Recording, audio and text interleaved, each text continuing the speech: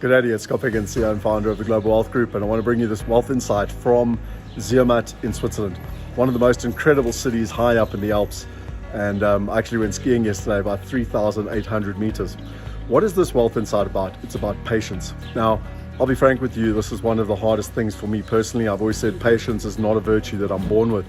And yet, as I've learned, and I've unfortunately had to learn through the life of hard knocks, is that patience is a virtue that you need to learn. And if you look at nature, and if you look at the laws of nature, if a lady gets pregnant, she cannot speed up the process. It takes 9 months. If the animals want to go across the plains, there's a process, and patience is part of a cycle. And really, when we look at our lives, and when I look at some of the youngsters coming through, they want to, they want success overnight. Everyone wants to have that overnight success, and yet Malcolm Gladwell talks about the rule of 10,000 hours, where it's something that you have to master. Anything you want to be good at in your life, both in your personal space or in your professional space, you need to have patience.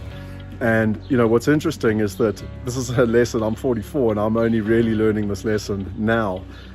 I think that surrendering to the process and just trusting the process and looking at the laws of nature is so important. And it reminds me of the prayer that my father taught me, the serenity prayer, which is: God, grant me the serenity to accept the things I cannot change, courage to change the things I can, and wisdom to know the difference. And as much as those words make sense, embodying them and living them is truly something that I'm struggling with, and that I know that I need to do to go to the next level. And so this is the weekly wealth insight, not only for myself, but for others, on to really reach a life of fulfillment. Sometimes you've got to have patience, trust the process, and you've got to have courage to surrender.